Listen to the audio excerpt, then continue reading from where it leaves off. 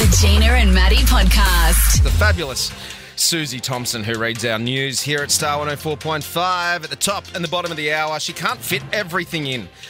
So that's why, I like to bring you some of the news that Suze didn't use. Some TV news to kick things off. I've got two for you. Zach Braff thinks that there's a Scrubs reboot and it's gonna happen. So fans of the TV show Scrubs will know him from playing John J.D. Dorian in the hit TV show between 2001 and 2010. He spoke to Entertainment Tonight saying, "I'm going to tell you something that nobody else is going to get. Scrubs is a Disney show and Bill Lawrence, the show's creator, has a Warner Brothers deal. They're talking, the two companies are figuring it out and they're going to get what they want." So there is a brand new Scrubs reboot on the way. I was a big fan of Scrubs, so they have got a lot of making up to do for that season 9 because that was terrible. So hopefully we get a better result than we did there. And this one's for you, G, because I know that went over your head. Bridgerton, right? Thank you. Yeah, until your eyes glaze over. It's fine. Yeah. Bridgerton has cast Korean-Australian actor Yeon Ha as Benedict Bridgerton's love interest, Sophie Beckett. Oh. Now, you were talking about this on the show a couple of weeks ago, that season 4 of the popular Netflix series is going to be based on An Offer from a Gentleman, which is Julia Quinn's novel, and it revolves around Benedict Bridgerton's relationship. Yeah. So we've got an Australian-Korean actress, Yeon Ha, playing Sophie Beckett, which is great news. Good Aussie actor getting good on you. the goods there. I love Bridgerton so much. I know. So they're going to start rolling in production on that in the next few months, which is great news.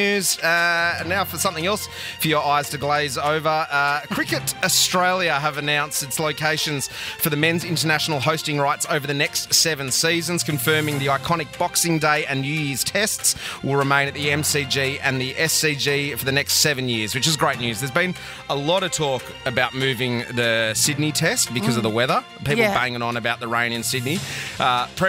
Premier Chris Minns came out yesterday and he said, "I can confirm that we will not have rain in Sydney for the next 7 years. We're going to push that through Parliament and confirm that there's going to be no rain." Good job. You know who is missing out, though? The Gabba. So they're going to get one next year, Brisbane, and then that is it. They're not on the calendar for, the years after that because of all the confusion about what they're doing with the stadium there for the Olympics. Yeah. So earlier this year, Queensland Premier Stephen Miles abandoned the $2.7 billion plan to rebuild the Gabba. Firstly, go speak to someone's Italian uncle who is a builder and get a quote, because $2.7 billion to build a stadium. I was like, what? Where do you get $2.7 billion to build a stadium? Where are you That's pulling that figure from? ridiculous. Yeah, but we sit here and we go, well, why do we care? Why do we care that there's no test in Brisbane? We're on the Central Coast, because Australia pretty much wins every single time they play in Brisbane. They have an impeccable record there, so not sending the tourists there on a bouncy fast track is not great news. Also, just quickly, sad news. Over the weekend, the legendary racehorse Black Caviar, who won the hearts of Australians with her unbeaten run of 25 victories, 25 starts, 25 victories, has died the day before her 18th birthday. Very sad news, and I'm sure they'll bring out some commemorative glue sticks in her honour. No, you didn't.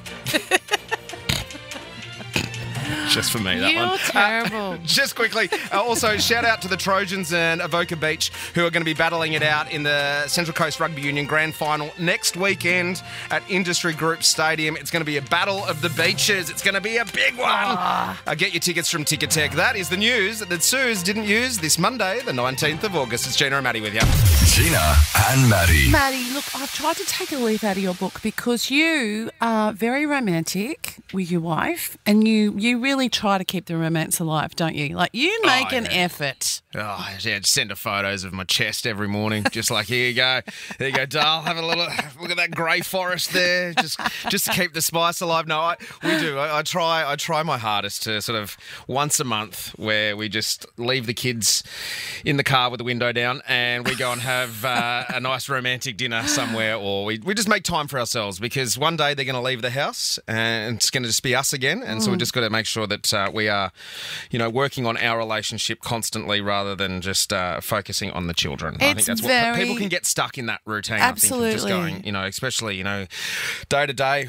Gosh, it's just so much to do with the kids that you forget about yourselves. It's very smart. I love how you do that. And it's not, like lots of people think dating, it's just when you first meet, you should be super romantic. But you got to keep, Rod and I have been together for 25 years, married for 25 years. So it's important. And you guys have been married for 27. We've been, that's right. We've been together 20 years this year. Yeah. So it kind of gets harder the longer you've been together, but the more you're right. Because we're at that stage now where Jackie, our son's hardly ever home. And when we're home alone, it is just us. And it's quite different because all you talk about really when your kids are little is your kids. And so you've got to be thinking what else you're going to talk about. So I decided I am going to take a leaf out of Maddie Baisley's book and I'm going to do a romantic weekend because Jackie was away on tour. He's up in Queensland. So it's just mum and dad at home.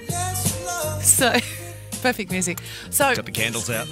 Lit some incense. Got off to a bad start on Friday. Oh, okay. Let's stop the music again. No, the music's got to come back.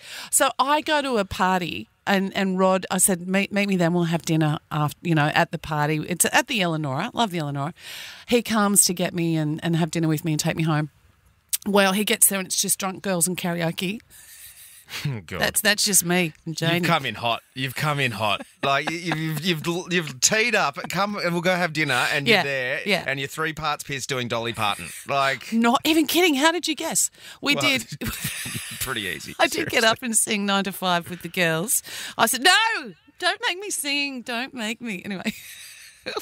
I get up. He waits. He's a good boy. He just waits out in the bar for me until I'm ready to go. He doesn't complain or anything. He does not know you, yeah? just waiting for a mate. Just waiting for a mate. No, I'm good. Just another beer. So we go home and I go, all right, I can make up for it on Saturday. And so we go. One of our favourites is Sushi Train. So we go to Sushi Train. We actually really, really like Sushi Train. God, rolling the dice with a bit of food poisoning as well. It's like it's hit and miss sometimes, Sushi Train. You're like, and we like the raw fish as well. Okay, it's usually the rice that gets you, but anyway, that's another story. Yeah. So there's kids and little kids and you got to go past big shopping trolleys and stuff. But we find our little corner at Sushi Train. We sit down and Rod goes, can we get what's the Japanese beer? Asahi. I don't think they have beer here. Yes, they do. I know they don't. So we just have our lovely little Japanese. Then we head off to do a little bit of shopping. Go to Kmart. Very romantic. We held hands. Seriously, if they do not make a Nancy Myers movie about this, I will be very shocked. It gets better. So popped into Kmart, holding hands. Then Rod needed a belt because his belt broke. So we popped into a shop and got him a belt because I gave his belt. I gave him one for Christmas and I gave it to my brother. So I had to get him a new belt. Then here's where the date gets hot. Well, I'm already steaming up. Like, I don't know how much hot I can get. It's like, oof. Movies. We go to, do you know at Hoyt's, I know everyone knows this, but there's a bar. So we go there and we have a cocktail and Rod has a beer and we sit at the bar at Hoyt's. Lovely. There's no one else doing it. There's just us. Very nice. It's 10:30 in the morning. That's why. No. It's the PM. Then we get popcorn, Maltesers and chocolate licorice bullets and in we go. We went and saw Twister. I really like it. A bit slow at the start. Let's be honest. The seats are so comfortable. At Hoyt's, it's got to be action-packed movie. Otherwise, you can fall asleep, and we're pretty tired. We didn't fall asleep. We stayed awake. We really did stay awake. Loved Twister. Lots of country music. I think we were the only ones in the room that loved the music.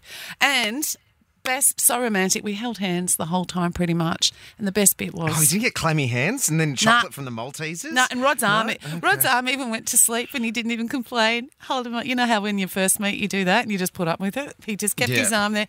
And then the best bit, the most romantic bit of all, put the music on.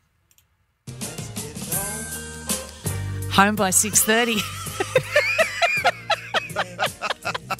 Oh, nothing says romance like a new belt, some Maltesers, and home by 6:30.